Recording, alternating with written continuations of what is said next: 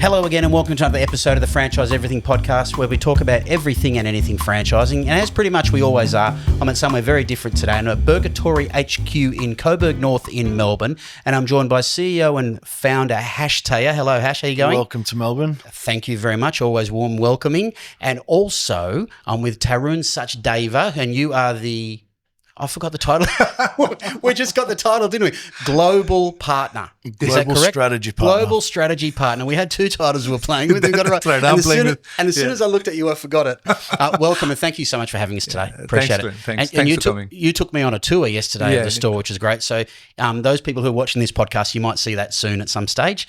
Let's start with who wants to answer. Tell me, what's Burgertory? Explain it for those who don't know. Burgertory is a unique concept that sells gourmet burgers with a theme. So when you walk into one of our stores, you're not just walking into an ordinary burger shop where you're ordering a cheeseburger or a double cheeseburger. You're ordering a lust or a pride. So the theme is based on the 7 deadly sins in purgatory. So it's a memorable experience. We've got memorable flavors. All our sauces are made in-house. Our buns are delivered fresh daily, and we go through a rigorous hiring process. Excellent. And what Can I add something? I remember what I had yesterday. Yeah, go on, Tarun. I just want to add something to that. I think it's a story of an ordinary man who has a lot of passion, drive, commitment, values, and determination, and that's what Hash Tayeh is. I was going to say, who's that ordinary man? Tash. That's Hash. I was thinking, who are you talking about? That's this, it's a story. Excellent. How many sites do you have now? How many locations? So in Burgertory, we've got 20 locations. Yep. We're also opening 2 in India this year and 2 in Sri Lanka. Wow. And we've signed a master franchisee in New South Wales that's committed to 10 sites. Excellent. So you've got a bit going on, especially as global strategic partner. You've got a bit going on, Tarun. Thanks, man. It's a pleasure. We started this one just only 2 years before the franchising, and where we are heading at the moment, it's fantastic. So you were running the business before you decided to franchise, is that right? So you got the business up and running first. I actually didn't believe in franchising for a long time. All our stores are corporate owned under our umbrella QSR Collective. We own multiple brands. We had 700 employees. I was enjoying the way business was going, and I was completely against franchising. What was that? Why were you? Then came COVID. We're making too much money. Okay. So we're making too much money. It's a good problem to have. I had a lot of energy. I had a lot of patience. But things changed. COVID happened. Yeah. There were staffing shortages. There was skill shortages, and we had to pivot. The business had to pivot. And so sort of spread the workload, spread everything, spread the pressure. Yeah. Okay. And when we were, I think it's a really good thing actually. It gives you a bit of a superpower, I reckon, a brand that has really grown by building its own business first and then franchising. Rather, you do come across brands that open one store and then franchise, which is not necessarily wrong, but it's just that I think it's a far better platform that you've created, obviously. Well, you're proving the concept before you're going out there and selling it, and I think we did just that. We proved that our burgers were different. We proved that our burgers sell, and we proved that our burgers put a smile on your face. And once we were able to prove that out in the market, and we decided to franchise, we franchised the entire business within 6 months. Wow. Excellent. And you're off all the way to global domination. So speaking of which, you mentioned yesterday, Tarun, when we did the tours, you were talking about, I don't know, you've mentioned a few times, Tash, is experience that anyone could make burgers. Like there are a lot of burger chains, right? Yeah. So tell us about the Burgertory experience that you're aiming for, that it's not just about the burgers, because you mentioned that probably 20 times, I think, yesterday. Yeah. Yeah, no, it's an experience, because what we focus is on freshness, so from when you enter in the shop, from the dining area to the takeaway customers to the delivery platform. So our target is all the time freshness. And we have the fresh patties, fresh buns, fresh meat, fresh produce. All the time it's more about fresh. So it's a combination of all, and that gives a great experience, and it's kids friendly as well. So we cater for all. You had ice creams, you had treats, you had all sorts of stuff. We cater for everything. Yeah. As part of the experience, though, we've also engaged award-winning architects to work with us in bringing an additional memorable experience into the store aesthetically. Yeah. So when you walk into one of our stores, it's not just a plain store. Everything that's around you while you're walking to the counter has been designed and implemented in a way where it's an experience that you're going to remember. They're colors that you're going to remember. So the designers we use are really good. It's not like a normal burger joint. I was just in the US for about 4 weeks all up. And when I walked into I hadn't been in Burgertory until yesterday, till we did that tour. Yeah, it really popped my pops. How did you when go? I walked, it was delicious. It was delicious. Okay, I was well hosted. But yeah, it looks a really nice design. So really nice. It does look really inviting and fresh. You've got a lot of greenery and that sort of stuff there. So it does look like you put quite a bit of effort into that, getting that experience happening. Yeah. And one more thing, every location is a bit different as well. It's not like any generic brands or multinational brands which they are just following the same thing. So whenever you go to any locations, you will see that we have done some designing element. We added some character into it as well. So every single thing looks different as well. Yeah. So it's in unique and as well as a little bit of point of difference as well, because we evolve with the time as well. So branding, I mean, it's a really nice brand. Who came up with the names? What was it? Was it your vision, Hash, or can you give the credit to someone else? Or what was the inspiration? So Burgertory, what a lot of people don't know is I didn't actually start Burgertory. So Burgertory is what it is today through my direction. However, Burgertory was a single store in Kew that had opened in 2017, and I used to go and enjoy their burgers. And So you're a customer. I was a customer. I was a customer that was working out their stomach quite well. Yeah. And I loved the burgers. The theme wasn't refined. The theme wasn't right, and I knew that there was a lot more that I could do with it. So I bought out the brand, closed down Q, and we opened our first store in Braybrook, and off we went.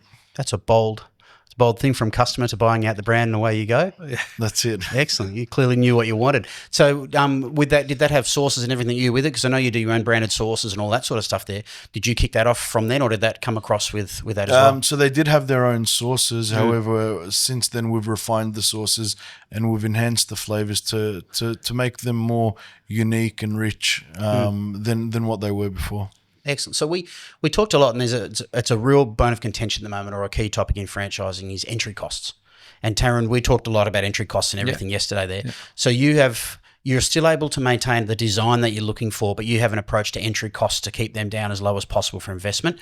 Can you tell us what your methodology or your approach or your thinking behind lower entry costs in your business? See, like people need to make money in the franchisee as well. So at that time, when people are investing, we don't want to put markups on the setup cost and all these things as well, so that people get the return on investment very quickly. So that is what the modeling is. And then we are believing in growth as well. And it's a brand built by people and for people. So technically, if I will just put, 1.2 million, 1 million, like the way global brands are charging at the moment, people will not jump into it. There's some high entry costs. Just to expand on what Tarun's saying, when I came to Australia when I was 17, I came with nothing, and I didn't have much money to invest in building a business. I had to work really hard to build up my capital to invest in my first businesses, and and it was really, really hard for me. I don't want to make it hard for people to enter into becoming their own business owners, owner operators, entrepreneurs. I want it to be a pleasant experience where they're making money from day one and they're not chasing their tails from day one. For example, we do offer an option on a case by case where we give interest-free vendor finance options to franchisees, and what that means is they'll put down a certain deposit and we'll give them the rest of the funds to open their store on us, interest-free over a certain term. Wow. That's pretty generous. Well, we want to see people succeed, and for us, when our franchisees succeed, we succeed. I noticed is a method to that, to being able to do that. I noticed in your kitchen yesterday, Tarun, when you showed me through there wasn't a lot of equipment. Yeah. And it was not a big space. Like I would have expected a much bigger space. I mean, I worked in Macca's when I was a kid, and I know how much equipment and everything is there. And my kids work there as well. So that's the lower entry cost, isn't it? Because I didn't see a whole bunch of large scale equipment that you would normally have in a commercial kitchen? See, we have designed our kitchens in a way where we are considering the workflow as well, and keeping the equipment cost to bare minimum, and having the broader range of menu being catered by those equipments as well. So that, see, it's gonna make sure that the cost of the setup is low, as well as you're not doing a lot of handling. So you're just making sure that you're putting only 2-3 people in place, and they're pumping. I saw the that food. yesterday. Just 2 people running that. So to talk about your experience in McDonald's and your children's experience in McDonald's, businesses like McDonald's, Hungry Jack's, and the like, which are fast food businesses, whereas we're a fast casual business. They operate on quantity, on volume, and we operate on quality. So our prices are a little bit higher, but you're getting the freshness, you're getting the quality, but it also means that we don't need the amount of space that they do to mass prep in the ways that they do. Our space suffices, which also means it's not just a lower entry cost, but you're also paying lower overheads such as rent. Because the spaces are smaller, and the focus is on the dining area, and the kitchen is that pure. footprint is much smaller. Exactly, and the kitchen is purely for production processes, as opposed to prep and store processes. And that was interesting. And that was something else I wanted to ask about. And we spoke a little bit about it yesterday, was your site selection strategy. So if you got 20 stores now, and I was talking to you about, are you food court based? What other things? And we almost came up with a term, wasn't we? We were talking, it was about tactical site selection. So you want to be where the traffic is, but not right in the center of it. Can you explain like the shopping center approach and everything that you have, and standalone, and how it works? See, certainly, the business which we are in is basically more towards dining, and people are going out with their families, especially at night time. So we don't want to be in the food court area where they're closing down at 5 o'clock. So definitely we want to be where the high foot traffic areas are, whether it's in the shopping center or high streets, so that we cater for all the people, all the time. Were you talking about the edges of shopping centers for later night dining and stuff like that? Yes. So that's the prominent locations, and that's what we always try to go for it. But our locations are everywhere at the moment. Like we are in stations, we are in high streets, we are in shopping centers. So wherever we get the chance, and wherever we find that this location going to work out well for Burgertory. And so we generally place over there. So for someone thinking of a Burgertory, what's the ideal size you're looking at, or how small can you go? And what's the smallest to the biggest? What do you? We have like from 20 to 30 seats to 60, 70 seats. Because that's the smart business model we have. We don't want to come across 100, 150 seats. It's not. It's a real balance, isn't it?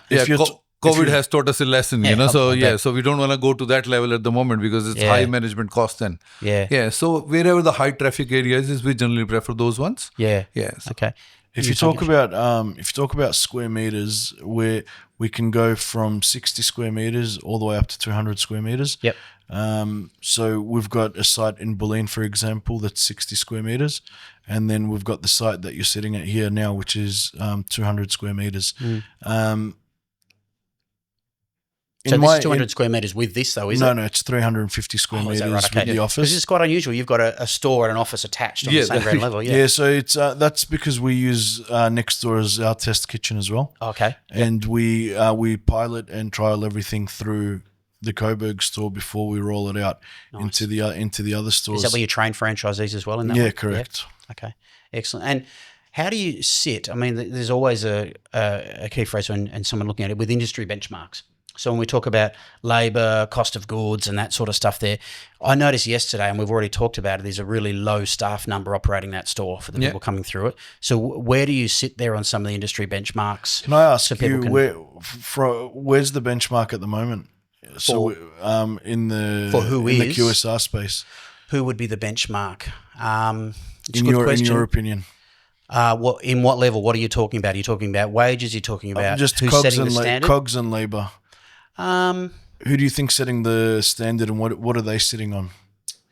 I would think if you look at probably Guzman would be setting the standard, I would say at this stage of their numbers showing, and they would be doing that through pure volume. Okay.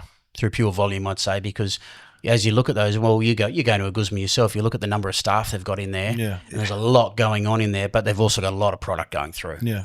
So I'm not aware of what their actual cost of goods and everything are, but they look to be setting the standard there from a It looks fairly balanced to me. Through- How about your intake? Through my research, what I've seen is most places sit at about 32% cost of goods, and they'll sit at roughly between 30 and 32% in cost of labor, where Which has gone up several percent over only a few short years. exactly.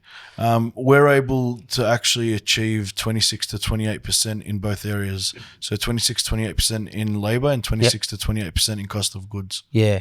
And the reason I ask that question is actually because when people are looking at investing in business, they'll be getting these numbers from these businesses. Yeah, correct. So when they're hearing what you're saying or doing in yours, they'll be comparing that to their disclosures that they're getting from those businesses. Absolutely right. Yeah. So we are, we don't have any wastages, put it this way. Every single thing is fresh, and we just train our staff in that manner, then that they are just, not producing much and just managing the stock levels accordingly and hitting the benchmark all the time. Yeah.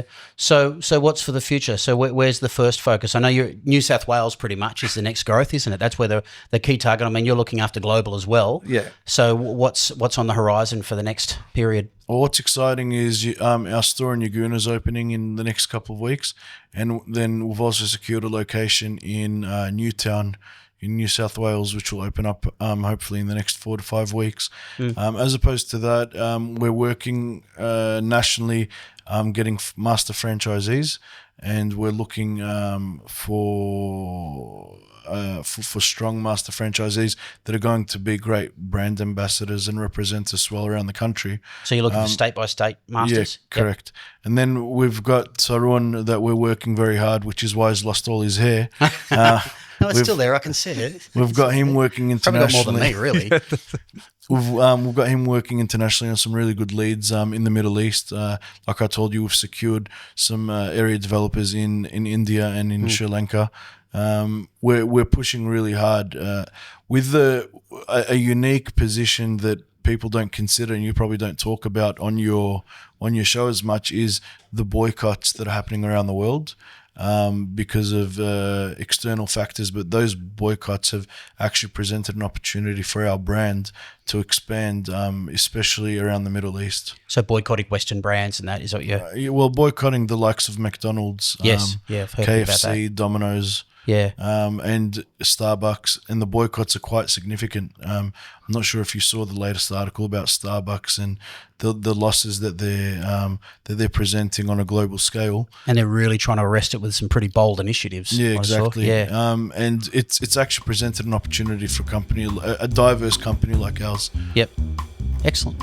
All right, well, that sounds like a great future. No doubt we'll be checking in over the months and years. And thanks so much for joining us today.